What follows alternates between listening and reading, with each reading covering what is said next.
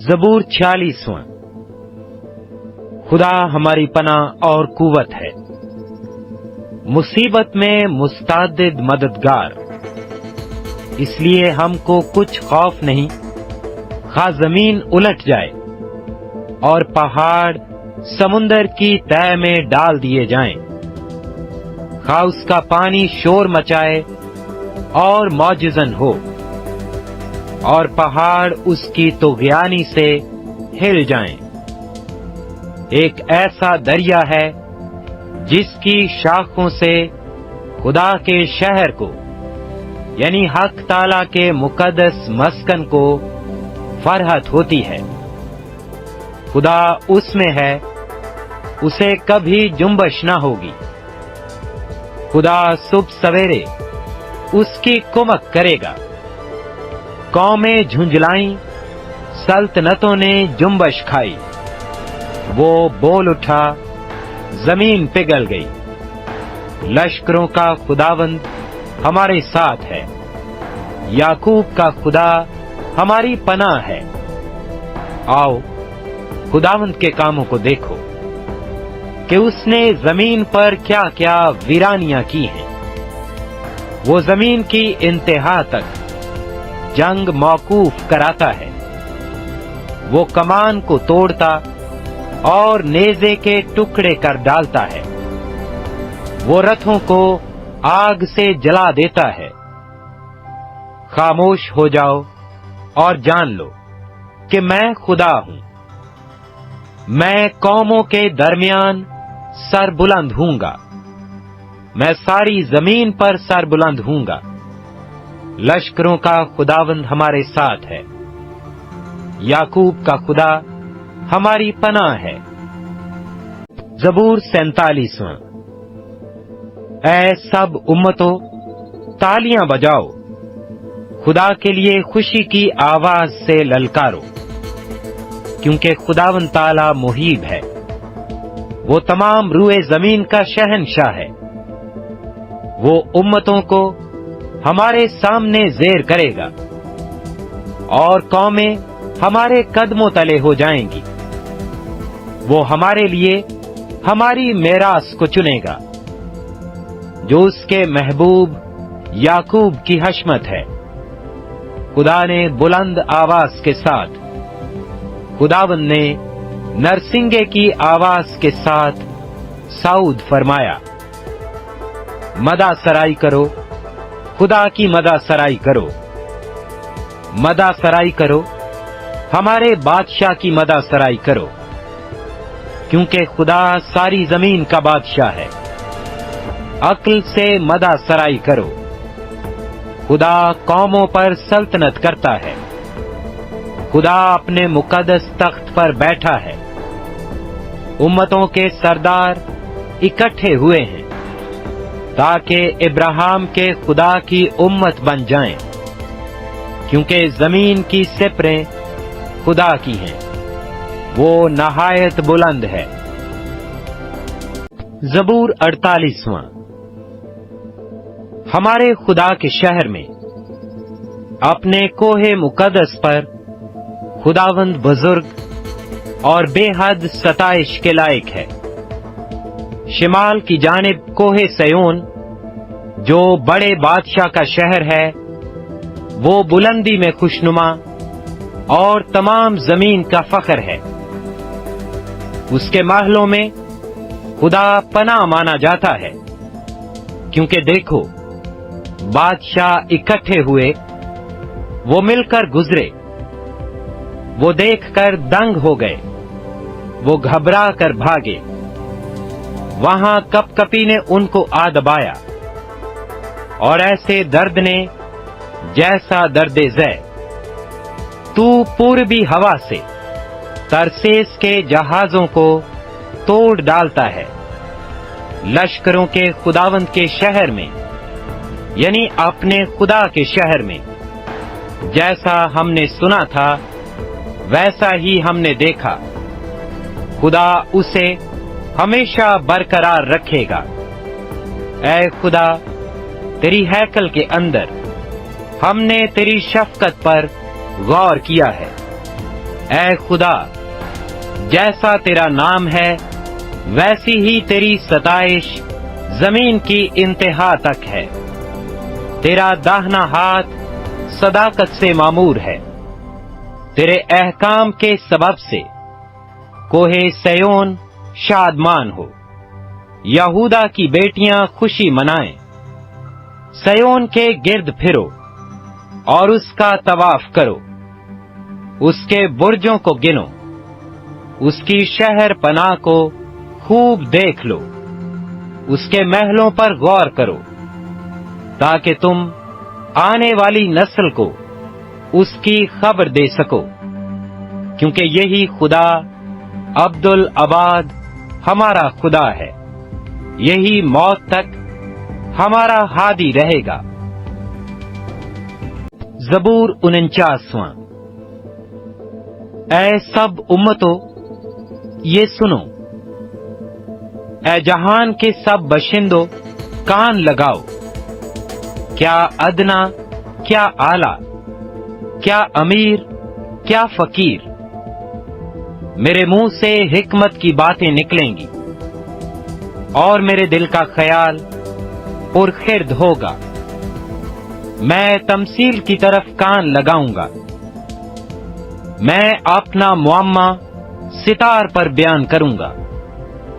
میں مصیبت کے دنوں میں کیوں ڈروں، جب میرا تعقب کرنے والی بدی مجھے گھیرے ہو۔ جو اپنی دولت پر بھروسہ رکھتے ہیں وہ اپنے مال کی کثرت پر فخر کرتے ہیں۔ ان میں سے کوئی کسی طرح اپنے بھائی کا فدیہ نہیں دے سکتا، نہ خدا کو اس کا معاوضہ دے سکتا ہے، کیونکہ ان کی جان کا فدیہ گراں بہا ہے، وہ ابد تک ادا نہ ہوگا، تاکہ وہ ابد تک جیتا رہے اور قبر کو نہ دیکھے، کیونکہ وہ دیکھتا ہے کہ دانش مند مر جاتے ہیں، بے وقوف و حیوان خصلت باہم ہلاک ہوتے ہیں، اور اپنی دولت اوروں کے لیے چھوڑ جاتے ہیں۔ ان کا دلی خیال یہ ہے کہ ان کے گھر ہمیشہ تک اور ان کے مسکن پشت در پشت بنے رہیں گے۔ وہ اپنی زمین اپنے ہی نام سے نامزد کرتے ہیں، پر انسان عزت کی حالت میں قائم نہیں رہتا۔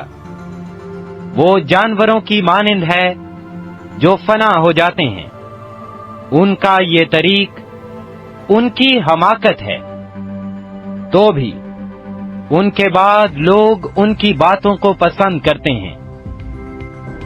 وہ گویا پاتال کا ریوڑ ٹھہرائے گئے ہیں، موت ان کی پاسبان ہوگی، دیانتدار صبح کو ان پر مسلط ہوگا، اور ان کا حسن پاتال کا لقمہ ہو کر بے ٹھکانہ ہوگا۔ لیکن خدا میری جان کو پاتال کے اختیار سے چھڑا لے گا، کیونکہ وہی مجھے قبول کرے گا۔ جب کوئی مالدار ہو جائے، جب اس کے گھر کی حشمت بڑھے، تو خوف نہ کر، کیونکہ وہ مر کر کچھ ساتھ نہ لے جائے گا، اس کی حشمت اس کے ساتھ نہ جائے گی۔ کاش جیتے جی وہ اپنی جان کو مبارک کہتا رہا ہو۔ اور جب تو اپنا بھلا کرتا ہے تو لوگ تیری تعریف کرتے ہیں، تو بھی وہ اپنے باپ دادا کی گروہ سے جا ملے گا، وہ روشنی کو ہرگز نہ دیکھیں گے۔ آدمی جو عزت کی حالت میں رہتا ہے پر خرد نہیں رکھتا، جانوروں کی مانند ہے جو فنا ہو جاتے ہیں۔ زبور 50۔ رب خداوند خدا نے کلام کیا اور مشرق سے مغرب تک دنیا کو بلایا۔ سیون سے جو حسن کا کمال ہے، خدا جلوہ گر ہوا ہے۔ ہمارا خدا آئے گا اور خاموش نہیں رہے گا۔ آگ اس کے آگے آگے بھسم کرتی جائے گی، اور اس کی چاروں طرف بڑی آندھی چلے گی۔ اپنی امت کی عدالت کرنے کے لیے وہ آسمان و زمین کو طلب کرے گا کہ میرے مقدسوں کو میرے حضور جمع کرو، جنہوں نے قربانی کے ذریعہ سے میرے ساتھ عہد باندھا ہے، اور آسمان اس کی صداقت بیان کریں گے، کیونکہ خدا آپ ہی انصاف کرنے والا ہے۔ اے میری امت سن، میں کلام کروں گا، اور اے اسرائیل، میں تجھ پر گواہی دوں گا۔ خدا تیرا خدا میں ہی ہوں، میں تجھے تیری قربانیوں کے سبب سے ملامت نہیں کروں گا، اور تیری سوختنی قربانیاں برابر میرے سامنے رہتی ہیں۔ نہ میں تیرے گھر سے بیل لوں گا، نہ تیرے باڑے سے بکرے، کیونکہ جنگل کا ایک ایک جانور اور ہزاروں پہاڑوں کے چوپائے میرے ہی ہیں۔ میں پہاڑوں کے سب پرندوں کو جانتا ہوں، اور میدان کے درندے میرے ہی ہیں۔ اگر میں بھوکا ہوتا تو تجھ سے نہ کہتا، کیونکہ دنیا اور اس کی معموری میری ہی ہے۔ کیا میں سانڈوں کا گوشت کھاؤں گا یا بکروں کا خون پیوں گا؟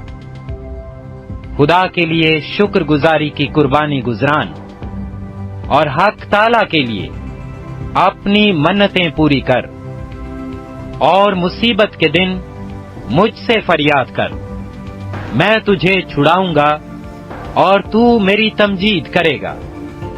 لیکن خدا شریر سے کہتا ہے، تجھے میرے آئین بیان کرنے سے کیا واسطہ، اور تو میرے عہد کو اپنی زبان پر کیوں لاتا ہے، جبکہ تجھے تربیت سے عداوت ہے، اور میری باتوں کو پیٹھ پیچھے پھینک دیتا ہے۔ تو چور کو دیکھ کر اس سے مل گیا، اور زانیوں کا شریک رہا ہے۔ تیرے منہ سے بدی نکلتی ہے، اور تیری زبان فریب گھڑتی ہے۔ تو بیٹھا بیٹھا اپنے بھائی کی غیبت کرتا ہے، اور اپنی ہی ماں کے بیٹے پر تہمت لگاتا ہے۔ تو نے یہ کام کیے اور میں خاموش رہا۔ تو نے گمان کیا کہ میں بالکل تجھ ہی سا ہوں، لیکن میں تجھے ملامت کر کے ان کو تیری آنکھوں کے سامنے ترتیب دوں گا۔ اب اے خدا کو بھولنے والو، اسے سوچ لو، ایسا نہ ہو کہ میں تم کو پھاڑ ڈالوں اور کوئی چھڑانے والا نہ ہو۔ جو شکر گزاری کی قربانی گزرانتا ہے وہ میری تمجید کرتا ہے، اور جو اپنا چال چلن درست رکھتا ہے اس کو میں خدا کی نجات دکھاؤں گا۔